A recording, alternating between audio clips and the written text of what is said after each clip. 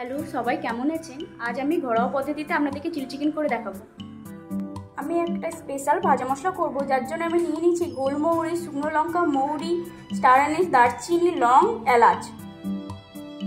কড়াই গরম করতে দিয়ে দিয়েছি, এই আমি মশলাগুলো সব দিয়ে দিলাম।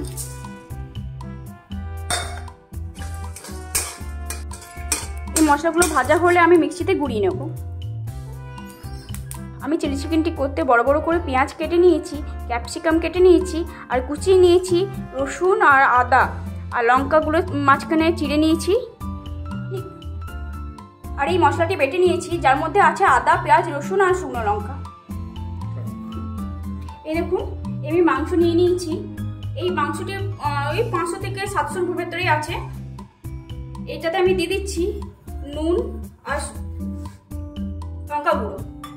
এর মধ্যে দিয়ে দিলাম ডিম ফাটানো, একটাই ডিম, এই কর্নফ্লাওয়ার, আর দিয়ে দিলাম একটুখানি ময়দা। এবার আমি এটাকে মাখিয়ে নেব। আমি কড়াই গরম করতে দিয়ে দিয়েছি। এবার আমি কড়াইয়ের মধ্যে তেল দিয়ে দিলাম।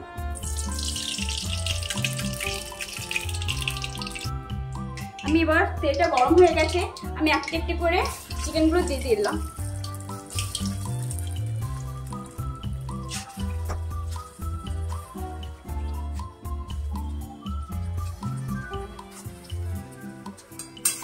চিকেনগুলো লো ফ্লেমে ভাজা হচ্ছে, ভাজা হয়ে গেল আমি তুলে নেব।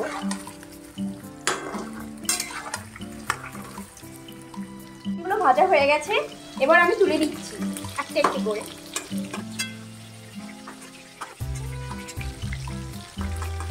এটা আসলে বোনলেস চিকেনই করলে বেশি ভালো লাগে, কিন্তু বাড়িতে নর্মাল চিকেনই ছিল, সেটা দিয়েই করে নিলাম। চিকেনগুলো আমার সব ভেজে তোলা হয়ে গেছে। এরপর আমি কড়াইয়ে শুকনো লঙ্কা ফেলে দিলাম,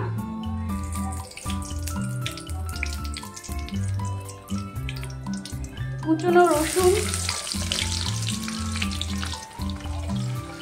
আর আদা দিয়ে দিলাম। কুচনো আদাগুলো সব দিয়ে দিলাম।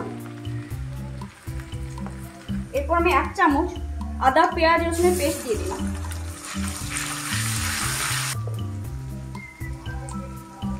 বড় বড় করে কেটে রাখা যে পেঁয়াজগুলো ছিল সেগুলো আমি দিয়ে দিচ্ছি।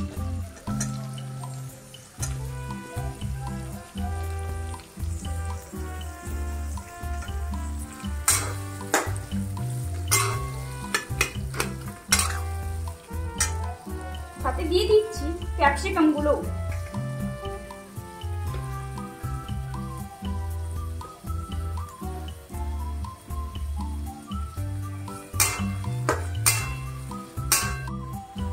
আমার পেঁয়াজগুলো লাল লাল হয়ে গেছে। আমি এরপর গ্যাসের ফ্লেমটা একটু লো করে দিলাম। এরপর আমি সসগুলো একটা করে দেব। এই দেখুন, এটা হলো সয়া সস, এটা হলো চিলি সস, এটা টমেটো সস, এটা হলো শেজওয়ান সস। টমেটো সসটা দিয়ে দিলাম। একটুখানি সয়া সস দিচ্ছি, সসটা বেশি হলে ভালো লাগবে না, পরিমাণ মতো একদম দেবেন। চিলি সসটা দিয়ে দিচ্ছি, শেজওয়ান সসটাও দিয়ে দিয়েছি। এরপর আমি একটু হালকা হালকা আছে নাড়াচাড়া করব। সব সসগুলো মেশানোর পর দেখুন এই টাইপের একটা কালার আসছে, সুন্দর লালচে কালার আসছে।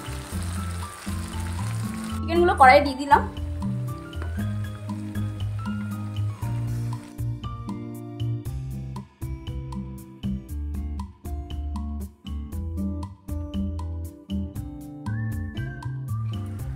এই যে নাড়াচাড়া করে নিয়েছি, এবার লঙ্কাগুলোকে দিয়ে দিলাম। দেখুন কি সুন্দর কালার এসছে, খুব ঝাল ঝাল লাগবে, বেশ ভালো লাগবে। চিলি চিকেনটা ফ্রাইড রাইসের সঙ্গে বা পোলাওর সঙ্গে দারুণ লাগে খেতে। এই দেখুন, আমি আগে থেকে ফ্রাইড রাইসটা করে রেখেছি। আমাদের বাড়িতে কিন্তু চিলি চিকেনের সঙ্গে ফ্রাইড রাইসটা খেতেই সব থেকে বেশি ভালো লাগে, তার জন্য যখনই ফ্রাইড রাইস হয় তার সঙ্গে চিলি চিকেনটাই ম্যাক্সিমাম টাইম করে থাকি।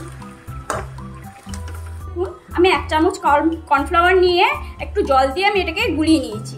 এইটা আমি এবার চিলি চিকেনটার মধ্যে দিয়ে দেবো। এটা দেওয়ার পর তো চিলি চিকেনটা বেশ টান টান হয়, তাতে খেতে ভালো লাগে, টেস্টি লাগে।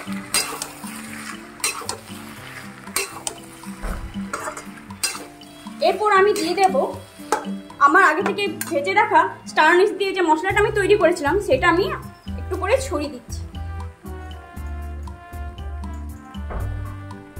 একটু আমি চিনি দিয়ে দিলাম, হালকা মিষ্টি মিষ্টি ভাবটা থাকে।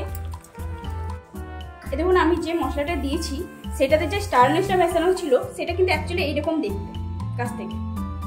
এটা বাংলাতে বলা হয় তারকা মশলা। এটা বাজারেও পাওয়া যেতে পারে, যদি বাজারে না পাওয়া যায় শপিং মলগুলোতে পাবেনই। এটার গন্ধটা কিন্তু খুবই উগ্র হয়, তাই আপনারা যখনই রান্নাতে ব্যবহার করবেন তখনই আপনারা একটার বেশি কখনোই দেবেন না। আমার চিলি চিকেন রেডি হয়ে গেছে। এইটা কি এরকম কিছুটা দেখতে হবে, একদম লালচে রং, ঝাল ঝাল মিষ্টি মিষ্টি। কিরে গাবলু, কেমন লাগছে?